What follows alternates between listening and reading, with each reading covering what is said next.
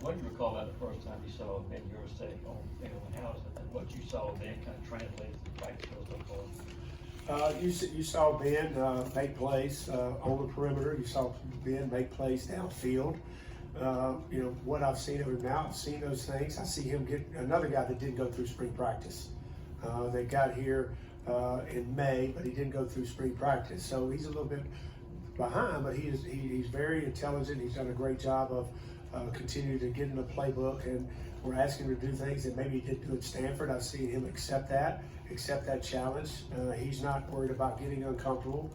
Meaning, you know, he doesn't do something well, he's going to work at it, and you don't see him making the same mistake twice, which is a good thing. And you know, anytime you add depth to your program is a good thing. And you know, here's a guy that's played a lot of football. He's just, you know, he's here trying to figure out how we do it the Georgia way now, and done a nice job so far.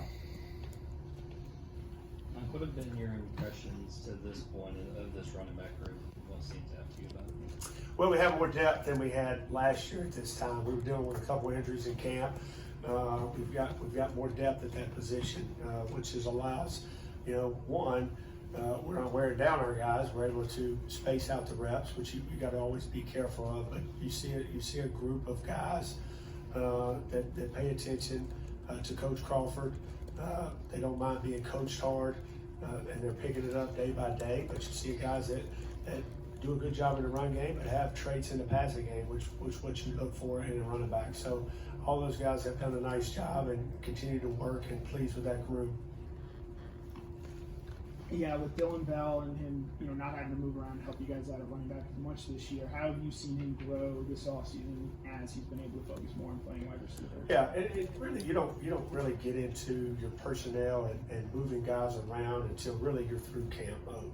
You know, right now we're still installing. We're on day 7 of our install, and in human nature, you want to start moving guys around to try to, you know, maybe win the drill or push you guys. But at the end of the day, we're trying to teach offense, and Dylan is you know, nearly almost 100% been working at the receiver position, and you know, Coach Coley has really done a nice job teaching him the finer points of route running and execution. And, you know, this little things playing with pad level, working the releases off press, and just becoming a complete receiver.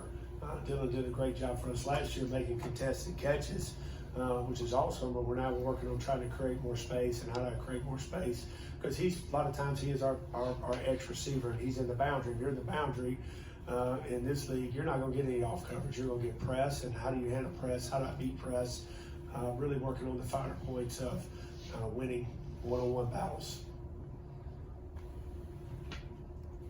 Yeah, Coach, I know it's only 7 practices through camp, but what's something about this offense that you feel comfortable about or you feel positive about that y'all are going to be really good at? And maybe what's an area of this unit that you feel needs, you know, improvement before the open week? Well, not necessarily scheme, but our identity yet. I think we're still forming our identity as an offense. But one thing I feel really good about us as an offense, I think we have connection as an offense, and I think that's important.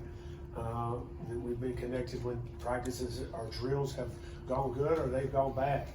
We've addressed it, and nobody's flinched in that room when they've been challenged to respond, whether it's during the practice or in the meeting the next day. There hadn't been any pointing fingers, and I think that's always good, because you want connection in that room. It's going to take everybody in that room. So that's something, obviously, another DNA of ours, of Coach Smart's, is connection, but it's one thing to say it, it's another thing to live it. And the leadership in that room has done that. And I think our offensive line, you've got so many guys coming back that have played so much ball and have been through so many camps. They're leading the way of showing these guys, not necessarily linemen, but the whole team, how to come to practice, you know, every day, ready to go. I mean, there's a ton of things, Brooks, that, you know, we got to continue to improve on. We're not near ready to play it. That's okay. That's part of camp. We're still trying to form our identity, and you know, that will shape out even more after we have the first scrimmage. You know, and coaches are kind of back, and guys are out playing ball, and then we'll go through the second scrimmage, and we'll kind of, you know, we're going to have a big volume of offense, and we're going to install it, and then we're going to shrink it down and figure out, you know, what we do best, and maybe we're not as good at this as we were last year.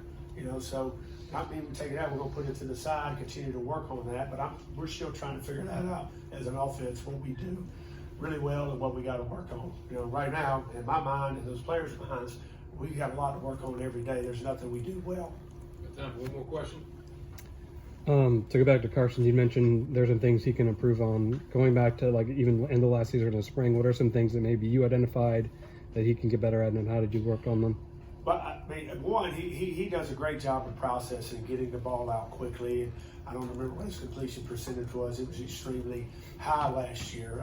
The one area, you know, that we addressed in spring and at the beginning of fall camp is, you know, the deep ball. You know, and not necessarily the deep ball doesn't necessarily always need to be the perfectly thrown ball when you hit the guy in stride. Sometimes we want to be that way as a quarterback, but it's a lot just giving the guy a chance.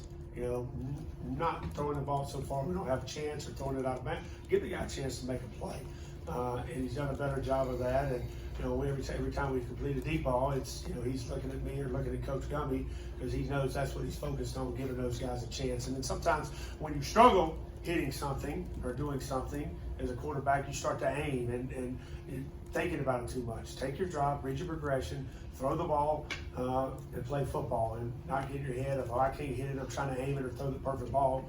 You know, throw it and give the guy a chance. Thank you, Coach. Thanks, guys.